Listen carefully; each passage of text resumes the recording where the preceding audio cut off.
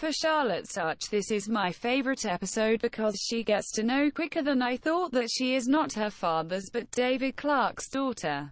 About Emily's new monologue, I like that they stick to the idea with her monologues till season 4.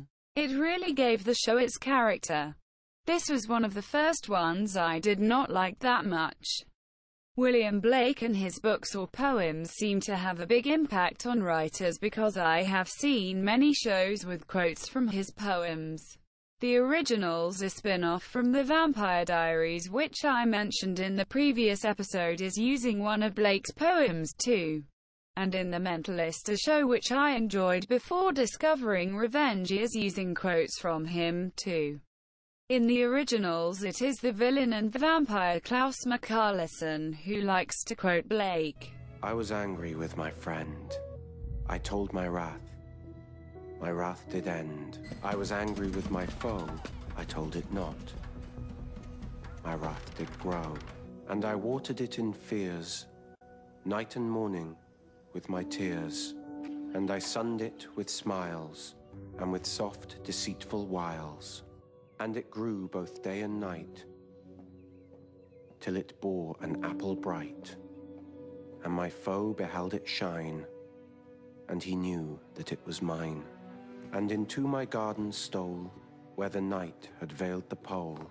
In the morning glad I see my foe outstretched beneath the tree. And in The Mentalist, who has a revenge plot, too, since the main character Patrick Jane, portrayed by Simon Baker, tries to revenge the murder of his little daughter and wife. But it is his nemesis Red John, a serial killer, who quotes William Blake's poems. Tiger, tiger, burning bright in the forests of the night, what immortal hand or eye could frame thy fearful symmetry? So it seems as if William Blake is reserved for dark characters and often used to overshadow scenes. Like here in Revenge with Emily quoting Blake. The marriage of heaven and hell. In it, William Blake writes, if the doors of perception were cleansed, everything would appear to man as it is, infinite. Anyway, I do not like Blake this much through. I enjoy his paintings and the darkness behind his poetry. But what I like is Emily's twist on this, that her perception is not blinded by love, which you would expect in the scene and with the engagement. No, she is blinded by revenge, which is truly the right description of her cause. Sometimes she just cannot see anything other than her revenge ender. By the way, I hate the design of the wedding invitations. Blood red is not a fitting association for a happy couple, and the big fake crystal makes it not better. Only the motto fire and ice is something what I always find cool, though it is a little odd that the men are wearing white suits. But I guess blood red suits would have been even more disturbing, so it is good that the women stick to red. About Victoria and David Clarke. As I said before, sometimes it seems as if Victoria is still in love with David. I like that she stole the tapes not only to have them in her possession but that she actually is watching them. I am sure Emily was very careful in her selection as she knew Victoria would go after them. About Emily's fashion again, a new white dress. I like her wearing white not only because of the association with innocence and a bridal dress. White does look good on Emily, and they really show how different all these white dresses can be. This one is very elaborate. I like the form-fitting cut and the transparent arms and details at her neckline. Again, she looks like an advertisement for the best girlfriend in the flesh. About Nolan's comments. Many fans of the show, as I myself, fell quickly in love with Nolan because of his sharp tongue. Must have been hard work to write his snarky comments. I love his kind of humor, and even if you have seen the show many times, you do not grow tired of his one-liners. By the way, I fell in love not only with the contrast between Emily's style and her true agenda. I also love the contrast between the environment of her beach house and her plotting against the Graysons. The creme colors and very feminine furnishing builds a nice contrast towards Emily's dark revenge plot. About Emily, Jack and Fauxmanda in this episode. For me it is not only selfish but very paternalistic that Emily makes decisions for both Fauxmanda and Jack. Like in Season 3 when he wants to join Emily's revenge agenda, it is his choice how deep he is going to involve himself. If he wants to be with Amanda no matter what, Emily should not stand in their way. And with Fauxmanda goes the same. Now that she knows the whole truth, it is her decision if she wants to stay around and have a target on her back. So Emily interfering here and controlling the communication between Fauxmanda and Jack was something I just did not enjoy at all. Besides, it is not part of her revenge agenda, so why does she care at all? Either way, Emily could have profited of Fauxmanda's choice to stay. If she stays and works together with her, she would have had an ally and someone who would have been a target and a distraction for the Graysons. And if she would stay and only live together with Jack, she still would have a target on her back and could serve as a scapegoat. The only thing that makes her drive Fauxmanda and Jack apart is her jealousy and maybe her caring about Fauxmanda's safety. About Nolan and Jack, as I said in the pilot episode 1, really enjoy the friendship between Jack and Nolan and cannot stand when they are supposed to hate each other. Not only because of their connection to Amanda and David Clarke, the two are the heart of the show. In every season the two are closest friends Emily has and surely the most important relationships in her life. So this scene with Nolan buying a new flat screen for Jack always makes me smile. About Jack and Amanda's interview tape. One of the reasons I enjoyed this episode so much is that Jack gets to know something about the David Clarke conspiracy. I know Emily did not want to involve Jack in the first place, but as he was part of Amanda's childhood and knew David himself, he deserves to know the truth. He is clearly not in the position yet to help Emily. But for his relationship with Amanda and for the sake of his childhood memories, it is good that he finally gets to understand that not only Amanda but her father is innocent, too. Nolan working together with Jack behind Emily's back was something I enjoyed, too. Sometimes Emily goes too far with her need to control the knowledge and feelings of the people around her. So it was good that Nolan helped him watch the tape. Since Mason only interviewed little Amanda obviously, otherwise he would have recognized Emily in a heartbeat. There was no reason to not let Jack watch the interview, cause he only would have seen the Amanda he knew from his childhood days. About introducing Edward Grayson. It was nice to see a new member of the Grayson family, though it was predictable what Grandpa Grayson would have to say and how his character would be. Since he is only a visitor in 2 or 3 episodes, there would have been another opportunity if he had stayed longer as a guest star. They could have explored more the relationship with Conrad and the history of Grayson Global. Because besides greed, there must have been a reason why Conrad financed terrorism, even though the risks for his and the firm's reputation and other consequences as jail. Maybe some flashbacks with Edward Grayson would have shed some light on the answers to these questions. Anyway, I like that he stirs up some trouble and gives the Grayson family more ground. I like that he is meddling in everything while he is around. He even gets Emily in trouble with her revenge through he is not on her radar at all. About the other dresses for the engagement photo shooting. My inner girl loved that they showed us these photo shootings with beautiful white dresses. The one in Season 3 with Emily's wedding dress was surely a highlight. But this one is nice, too. I love Victoria's dress, though it is almost funny how tight her dresses look. Must have been not easy for Madeleine Stowe. She surely had to not only keep her figure but not have 1 gram more or less to fit in these dresses perfectly. Anyway, I like the little stripe of red roses on the arms and the skirt. A fitting choice for a romantic engagement photo shoot. With the red lips and her dark brown hair, she looks like an older version of Snow White. Charlotte's white dress with the ruffles in the asymmetric cut is nice too. It is innocent and sophisticated enough for a younger sister. So she does not steal Emily the show but still looks pretty. About Charlotte, Victoria and Emily. It is interesting that Victoria, though she knows Charlotte is the daughter of her beloved David Clarke, always chooses Daniel over his sister. She is so focused on her son that she almost seems to forget she has a daughter too.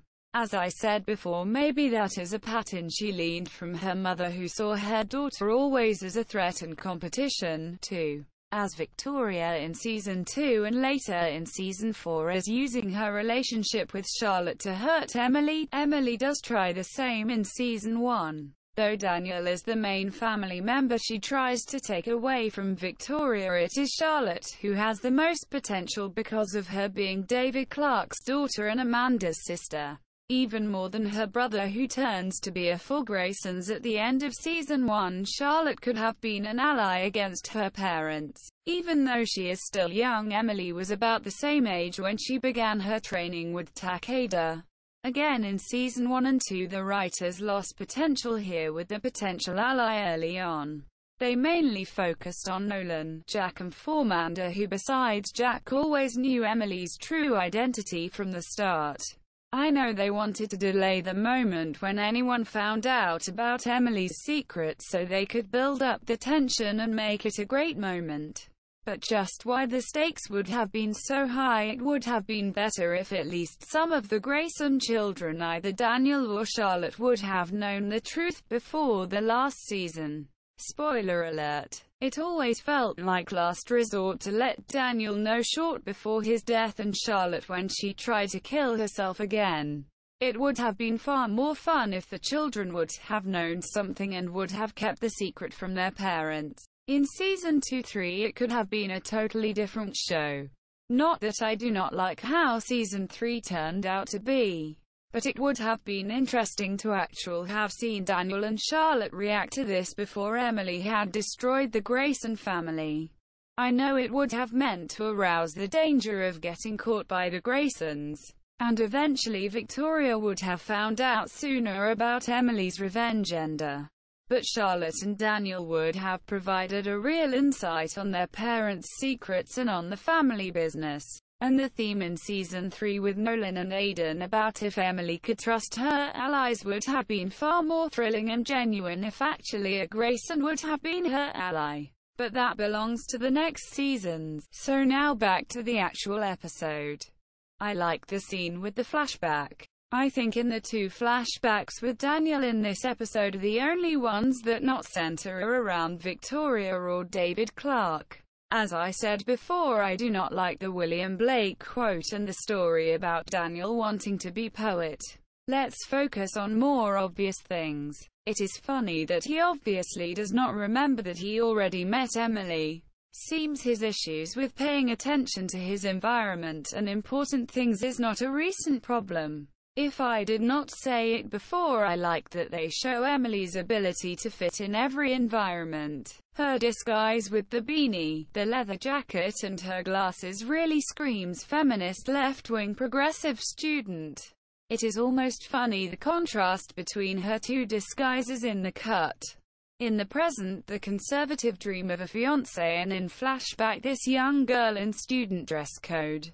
And since I assume she even does not study at his university or even when as a cover Emily really does stalk Daniel, so I assume this must have been a time when she planned her revenge agenda and Daniel's role in it as a pawn to infiltrate the Grayson family.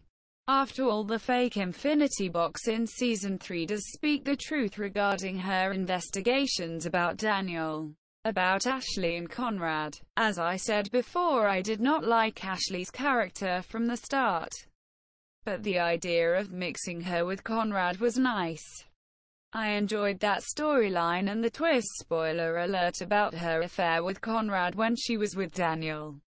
Though it was a very stereotyped plot, I enjoyed this little dance. And when she teamed up with Jack at the end of Season 2, that was fun, too. But I think they just ran out of ideas for her very quick after Tyler left. About Emily's plan, though I liked a dinner scene and Conrad's speech to Charlotte, it would have been nice to see Charlotte's reaction to David Clarke. Even though she is right in the middle of this part of the David Clarke scandal around her family till the end of season 3, she is incomprehensible, unattached to the whole David Clarke plot.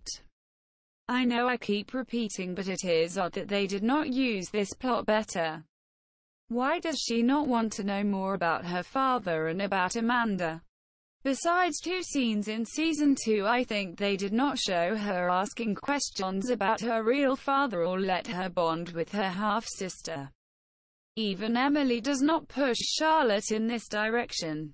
Spoiler alert, maybe after her suicide attempt Emily thought her not stable enough to process the whole truth and therefore did not make an attempt. Most of the time Charlotte had to cope with her own problems and did not have the time or the need to think about the past. And Emily only used her like Daniel to hurt Victoria and did not at all try to establish a relationship to her. Besides that, about Emily's loom for the dinner. Again, I like that they did something with her hair. I love curls, though I prefer Emily's plain hair. But she really looks very feminine and pretty with this hairstyle. In the first episode of season 2, Emily wears her hair on one side, too. This look really suits her. And her dress is one of my favorites. I like how they brought the maritime theme back here with the red-like overlay of her dress and the grey-beige coloring. And the prominent earrings is something we see seldom with Emily. Though the dresses are very different. Emily's looks mirrors again Victoria, as she always wears big earrings and her hair is done in the same way as Emily's. The purple dress of Victoria is something different than the others. I like the floating fabric. It is sexy but elegant. Not that offensive and tight as her usual dresses, who are tailor-made. About Victoria and her father-in-law. I love the idea that Edward Grayson came to help Victoria and that he takes her side over his son. Seems there is a father-son conflict in the background. Too bad they did not have the time to explore this kind of story. Would have been a nice mirror for Daniel's problems with his dad, and maybe also an explanation why Conrad prefers Charlotte. They also did not ask and solve the question if Edward Grayson was part of the David Clarke conspiration or knew something about it. Because he was not on Emily's list could mean she could not find something about him. With the Falcon, she overlooked a target in season 2, too. So it could have been possible that there would have been more to tell. I love these scenes between the two. I know the show must focus on the relationship with Amanda and her dad. But it was just nice to see that even though Conrad knows he is not Charlotte's real father, this does not change anything what he feels for her. Because after all, he was the one who raised her and still loves her. It was some kind of poetic that in season 3 she was the one who took him down accidentally. Again, for Charlotte and her storyline, this would have had more impact if she was actually working together with Emily by choice, not as a chess piece, who does not know what is going on behind their scenes. And I love Emily's reaction here and her getting second thoughts. At the beginning of the season she would have never shown this reaction and pulled through no matter what. So she already has changed and became a more caring and loving person, which will evolve in every season from now on. About Fauxmanda and Jack again. I love Margarita Levieva's intensity in these scenes. She is really great. You see her in a conflict. She tries to be loyal to Emily, but also does not want to hurt Jack. I must say that I grant them their happiness in season 2, and it could have lasted longer. The perfect ending, if there had not been another season after season 3, would have been if Emily could have been together with Aidan and Jack could have stayed with Fauxmanda after knowing the truth of. I am sure if she, spoiler alert, did not have to die in season 2 before he learned the truth, he would have forgiven her in the end. About Edward's comparison with Emily and Victoria. It is funny that he, as a strange observer from the outside, sees the obvious. Emily and Victoria are like two sides of a medal. They tend to forget that, but in season 1 and even more in the last season they show us how much Emily and Victoria are alike. About Jack crashing the Grayson family dinner. I love that Jack goes straight to the Graysons to confront Victoria. It is his hero moment, and with the close-ups on Emily they really show their connection. After all, in every season Jack tries to get himself involved in the revenge plot. In season 2 he himself tries to make Conrad pay because of the family he lost, but of course although because he knows the truth what the Grayson did to David and little Amanda.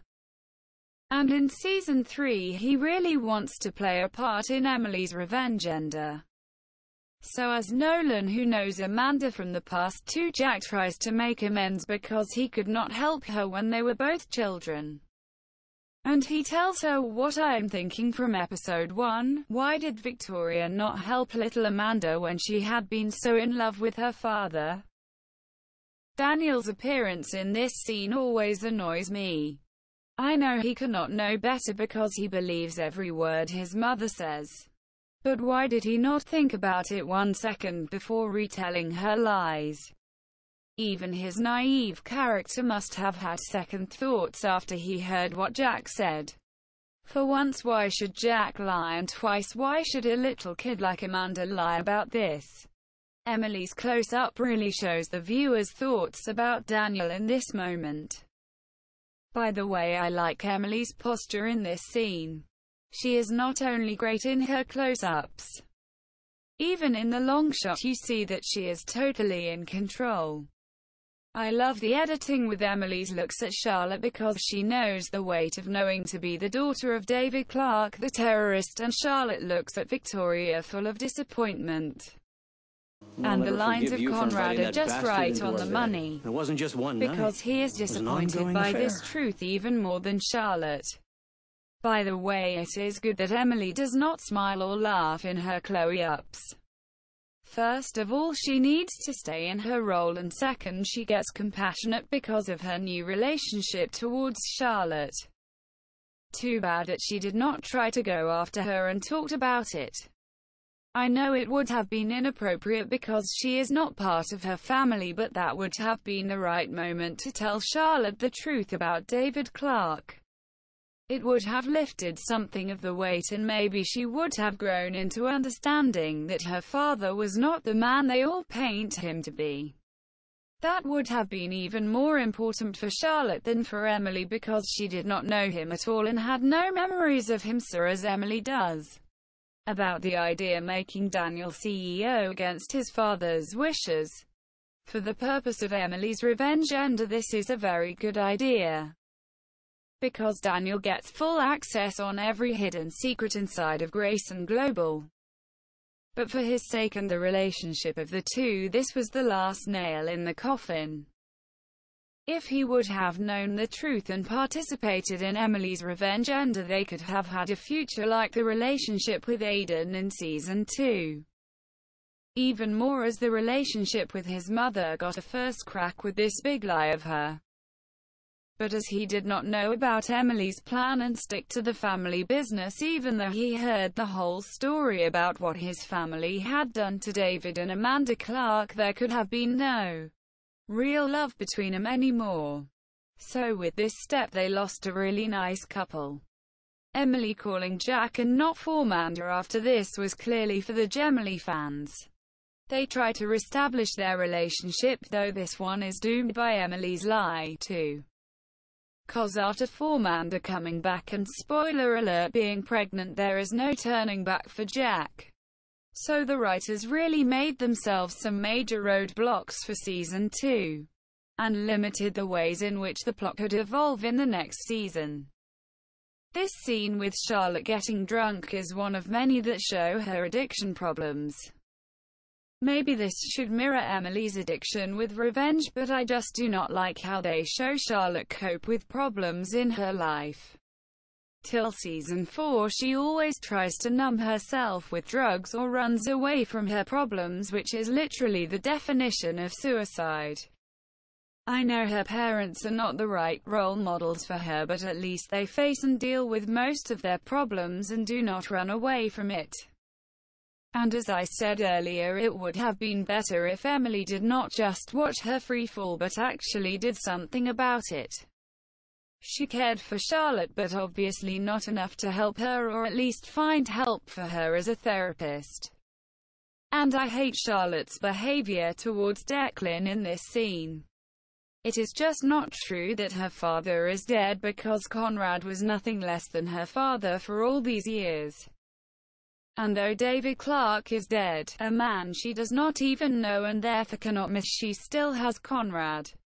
So she is complaining not about the right things. She should complain about the damning legacy of David Clarke, which she has to thank her parents for. The combination of Emily's words and Madeleine Stowe's play in this little scene is just so nice. It makes you feel with Victoria, even though she was the bad in this episode. As Daniel from season 1 is my favorite, so is Victoria. She never gets that complex and multi-layered again than she was in season 1. Even when they are shifting the perspective for one episode in the last season, she is not that mysterious anymore.